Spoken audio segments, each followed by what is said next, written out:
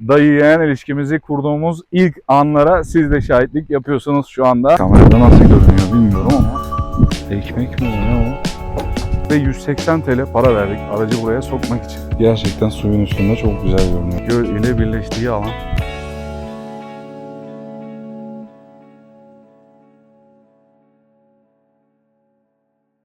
Irmağının akışını yediğim güzel ülkemin hiç de fena olmayan bir şehri Bolu'da Abant Gölü'nün kenarındayız.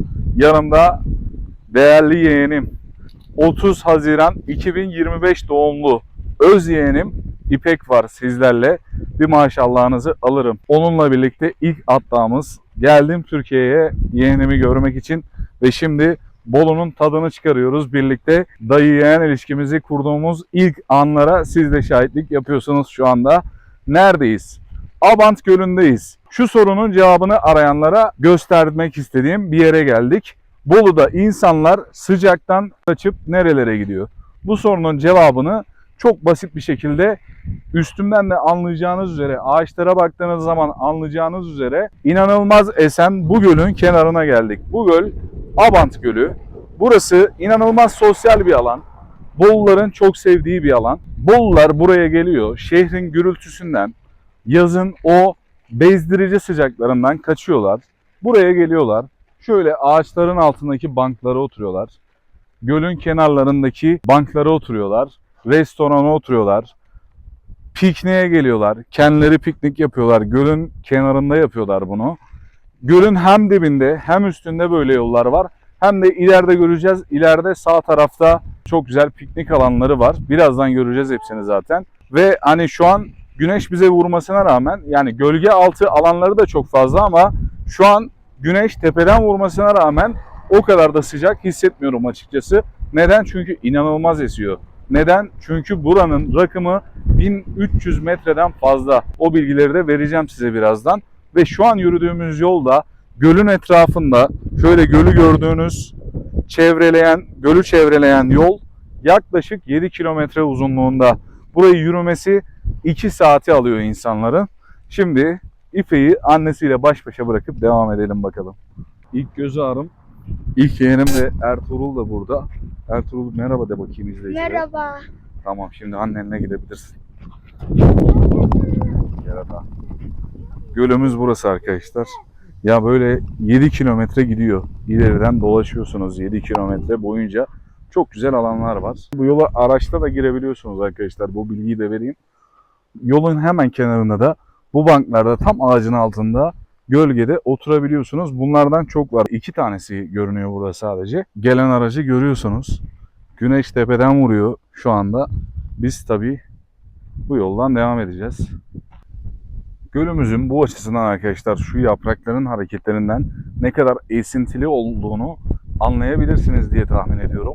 Gölün sadece bir kısmı bu arkadaşlar.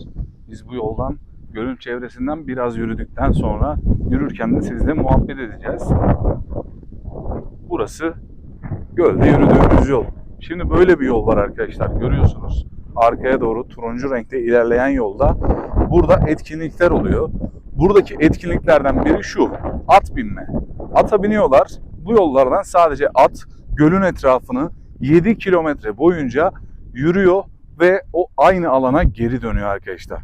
Hemen önümüzde de gölün kenarında güzel bir restoran göreceğiz şimdi. Onun dışında da şu bilgiyi vereyim. Burası nerede? Burası Bolu merkezine yaklaşık 35 kilometre uzaklıkta bir mesafede. Abant bölgesinde yer alıyor. Mudurnu'ya 14 kilometre mesafede. Şehir merkezine, Bolu şehir merkezine de yaklaşık 35 kilometre mesafede. Hemen böyle güzel bir marketimiz, büfemiz var burada. Ateşi de yakmışlar. Mangal yapmak yasak burada tabii. Görüyorsunuz ileride hemen bir restoran var. Ve burada yenilecek belki de en güzel şey alabalık arkadaşlar. Bu gölde alabalık çok fazla var.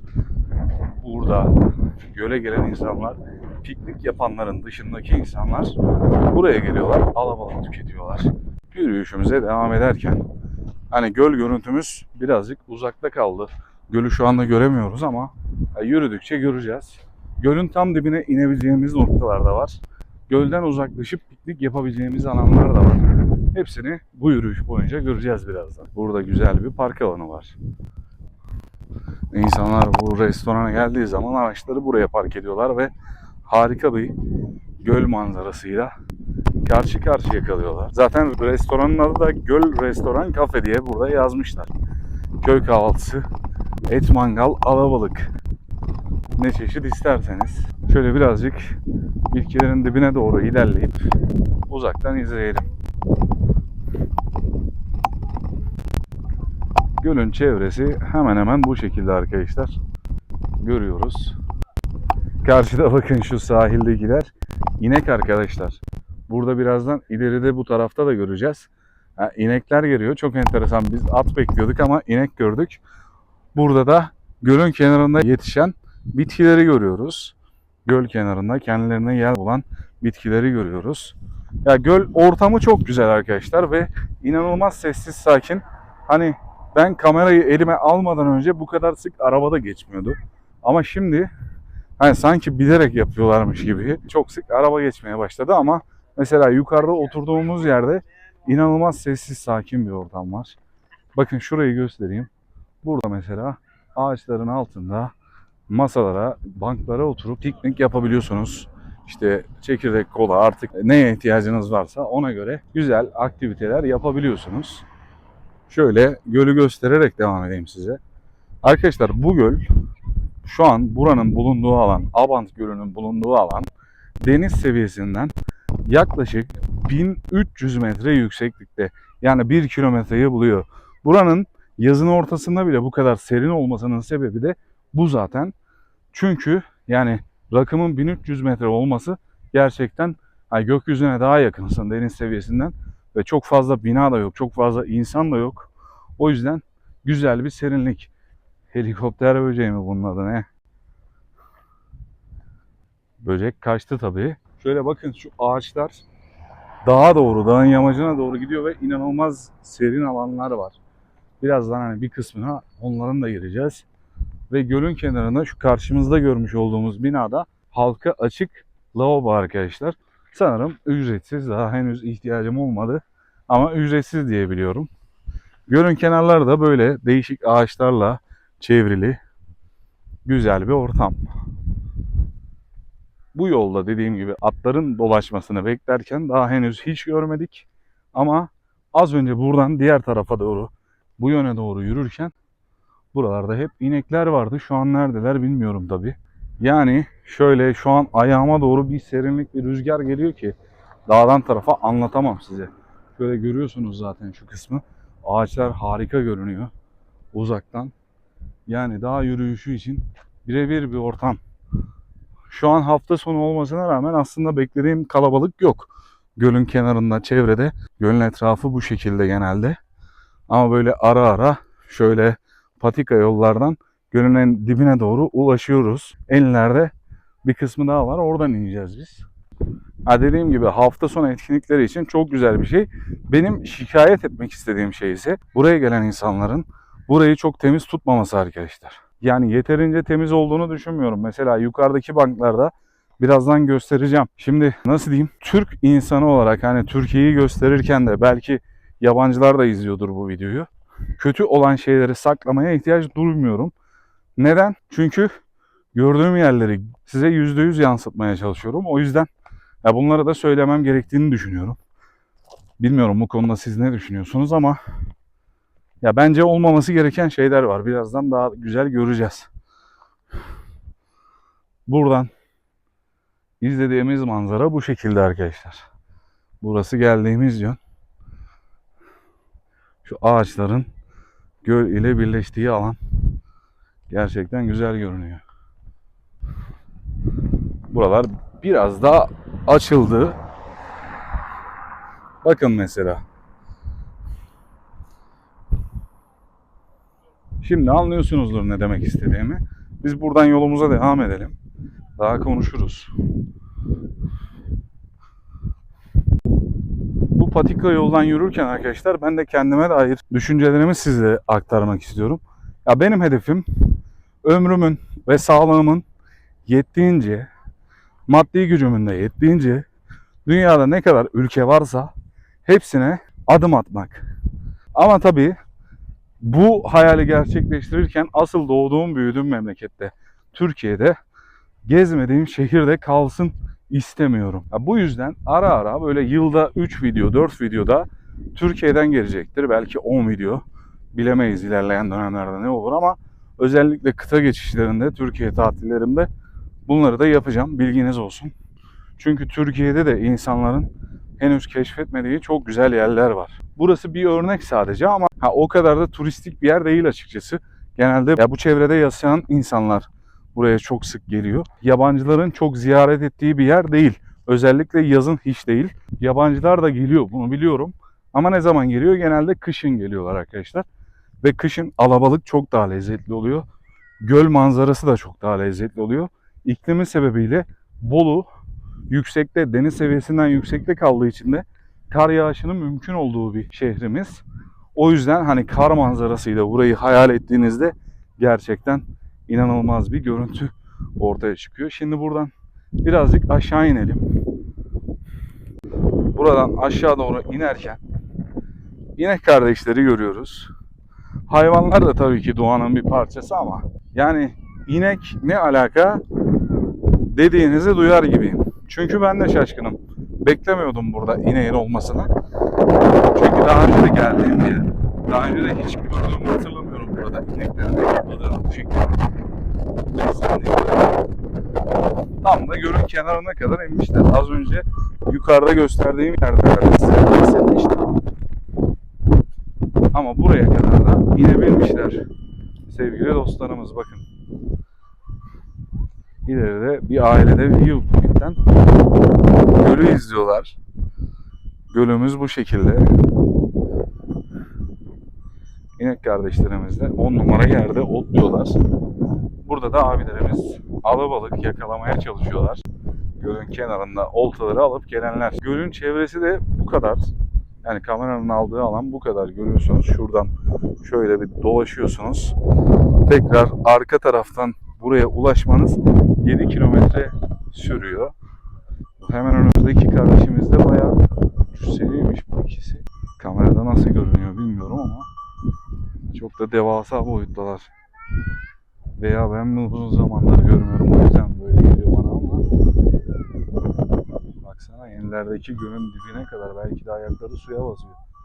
Bayağı da inmiş. Tabi bu taraftan güneşin gelmesi birazcık kötü oldu. Görüyorsunuz gölün içinde yetişen bitkiler. Suyun içindeler arkadaşlar. Şöyle göl boyunca bayağı da devam ediyor. Bakın burada tam suyun dibine bir bank koymuşlar. Tabii bankın bu kısmı yok. Suya girmek zorundasınız. Burada neden yok abi oturmalık yer? Gölü herhalde bütün çevresini görebileceğimiz nadir noktalardan birindeyiz. Manzaramız bu. Bu ileride hemen oltaları görüyor musunuz bilmiyorum ama yan yana böyle 6-7 tane de oltamız var. Suyun berraklığı da bu şekilde arkadaşlar. Temiz su aslında ama dibinin renginden dolayı kameraya pis bir su olarak görünebilir. Ama öyle değil, emin olun. Şimdi burayı da gördükten sonra yukarı piknik alanına doğru çıkalım. Bu şekilde Kıbrıs haritasına benziyor arkadaşlar. Çeşmemizin hemen üstünde.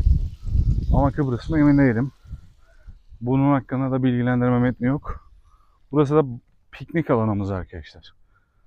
Gölü yukarıdan izlemek için birebir bu ortam. Şu boşluktan genelde izliyorlar. Ve bu banklar şöyle yukarıdaki ağaçların dibine kadar gidiyor arkadaşlar. Şimdi buradan gördüğümüzde ateşli piknik yasaktır. Ama piknik tüpü serbest. Yani mangal yasak demek istiyor. Daha da düzgün bir Türkçeyle böyle ifade edebiliriz. Bu karşımızdaki de direkt gölge altında. Güneşin vurabileceği her açıya rağmen gölge altında kalabilecek tek yer diye düşünüyorum. Biz burada oturmayı tercih etmiştik. Şimdi orayı göstereyim size. Hani görünsün ki daha fazla bunun yapılması devam edilmesin. Böyle oturduğumuz bankların yanına kadar geldik arkadaşlar. Şimdi şunları göstermek istiyorum size. Biz geldiğimizde burada oturuyorduk. Şöyle masanın altına bakın. İyi güzel. Göl manzarasının tadı çıkmış burada. Çok belli. Ama neden bunları yapıyorsunuz abi? Neden bu çekirdek kabuklarını yere atıyorsunuz? Şunları da göstermek istiyorum. Bolu Belediyesi'ne gelsin burası da. Bakın. Kuş pislikleri hep bankların üstünde. Yani tam dönemi, tam sezonu aslında buranın ama neden yeterince bakım yapılmıyor? Bunları neden sorguluyorum peki? Neden sorguluyorum? Çok basit. Çünkü buraya girerken bir araçla girdik ve 180 TL para verdik aracı buraya sokmak için. 180 TL turizmin had safhada olduğu dönemlerde 180 TL araç başı, kişi başı da bu ücret verebiliyorsunuz. O tabii farklı, daha uygun oluyor kişi başı yaya giriş ücreti. Hani toplu taşımayla gelenler için herhalde. Yani demek istediğim bu. O kadar para verdikten sonra bu paralar nereye gidiyor? Yani çok üzücü. Hani bu yükseltide gölü izleyebileceğimiz en güzel yerde bu pislikleri görmek çok üzücü. Tabii insanlarda da kabahat var mı? Görüyorsunuz ki var. İzmaritler yerde. Neyse, bu tatsız konuları geçtikten sonra bakın yukarı doğru, herhalde son bankımız bu. Önümüzdeki kırmızı çatılı bank. Kıbrıs Çeşmesi piknik alanı. Evet. Şu tabelada, önümüzdeki tabelada Kıbrıs Çeşmesi piknik alanı yazıyor. Yani az önce şurada gördüğümüz çeşme üstündeki Kıbrıs'mış. Doğruymuş. Bolular beğendi. İzleyen var mı Bolu'dan da? Bu videoyu izleyen var mı? Çok merak ediyorum. Bollu olup bu videoyu izleyen varsa yorum bırakmasını rica ediyorum. Onun dışında da arkadaşlar, beğenilerinizi bizden mahrum etmeyin. Beğeniler çok önemli. Ama tabii beğenmeyebilirsiniz. Tamamen size kalmış. 3-5 saniyelik iş. Sizin rahatınızı da bozmak istemem. Neden bozmak istemem? Çünkü ben de hani YouTube'da çok fazla video izliyorum. Ama beğensem bile, video gerçekten hoşuma gitse bile diğer traveler vloglarını da izliyorum. Onlar çok hoşuma gitse bile beğenmeden geçtiğim çok fazla oluyor. O yüzden sizleri de anlayışla karşılayabiliyorum aslında. Yani şikayetçi değilim bu konudan. Ama ben sadece hatırlatmak istedim. Gerisi size kalmış. Buradan kargaların uçuşlarını izledikten sonra önümüzdeki yoldan araçla bütün gölü dolaşabiliyorsunuz arkadaşlar. Güzel bir ortam. Bunu da size göstermek istedim arkadaşlar. Dediğim gibi benim amacım dünya üzerinde kaç tane ülke varsa hepsinin toprağına ayağımı basmak. Onun dışında da doğduğum, büyüdüğüm ülkem, güzel ülkem Türkiye'nin de tadını elimden geldiğince çıkarabilmek. Yani sadece İstanbul, İzmir veya Akdeniz kıyılarından ibaret olmadığının farkındayım. Ama benim de Türkiye'de özellikle görmediğim çok fazla turistik yerler var. Herkes gibi. Onları da bir gün göreceğiz. Şimdi inelim.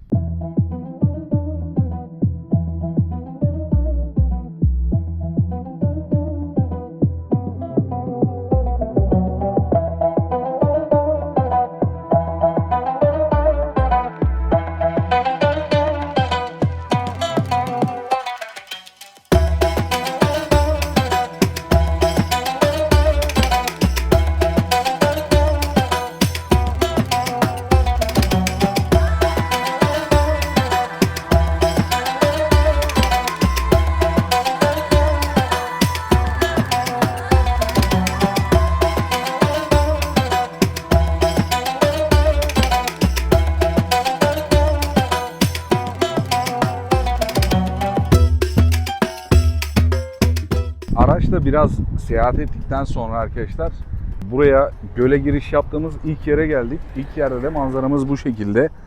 Şöyle görüyorsunuz, yine bitkiler bizi karşılıyor gölün kenarında. Burada bir viewpoint'imiz var. Burada bir viewpoint'imiz var. Gölümüz burada. Gölün bütün güzergahını da buradan görebiliyoruz arkadaşlar bu şekilde. Burası da böyle bir otopark arkadaşlar. Girişimiz hemen karşıdan, giriyorsunuz, buraya ulaşıyorsunuz.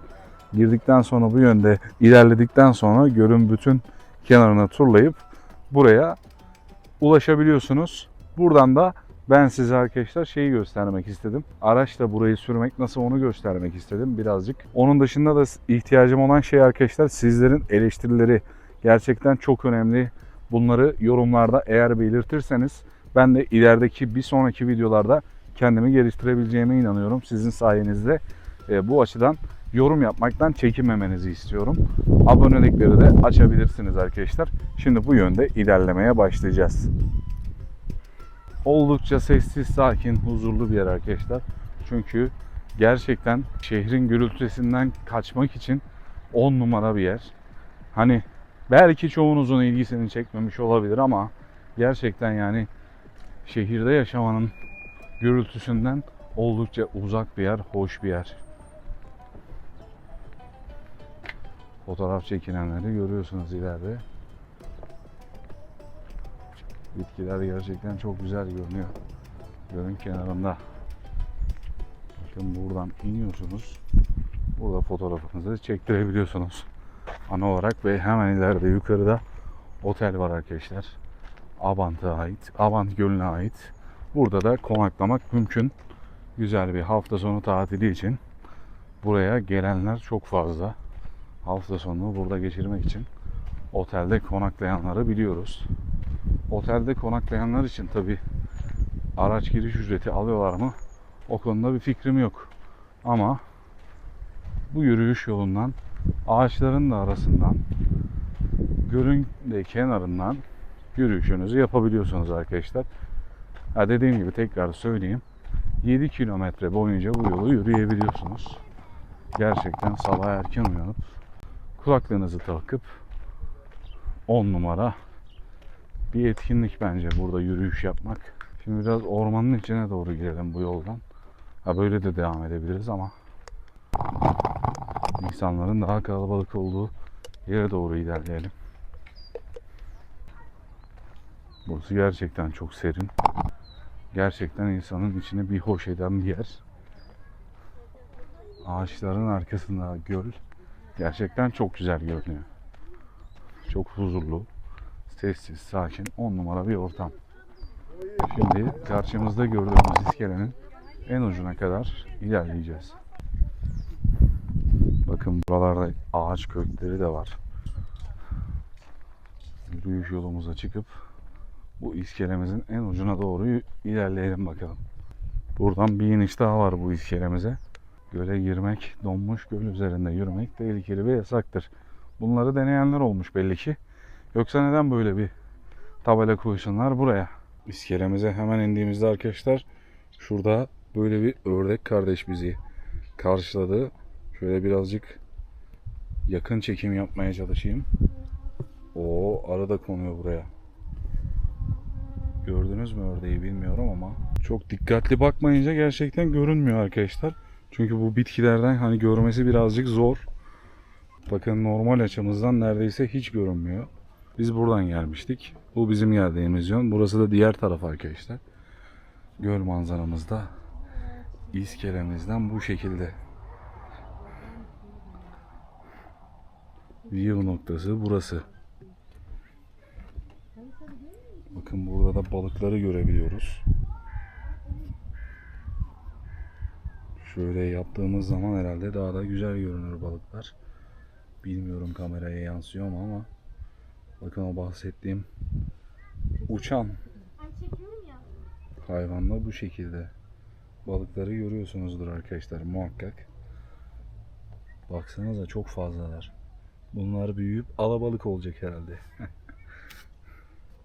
Bu balık kardeşlerimizin devamında da iskelemizin en ucu var arkadaşlar. En ucunda da bu bitkileri görüyoruz. Bilmiyorum isimleri neler ama gerçekten suyun üstünde çok güzel görünüyorlar yapraklar. Burada belki göremediğimiz kurbağalar bile olabilir. Bu bitkilerin arasına karışmış. Baksanıza ya. Abant Gölü hemen hemen bu şekilde arkadaşlar. Burada ne yapıyorlar? Bak bir yiyecek bulmuşlar. Bütün balıklar nasıl toplanmış? Ekmek mi o ne o? Acayip, çok acayip. Buna da şahit olduk. Tam veda konuşması yaparken.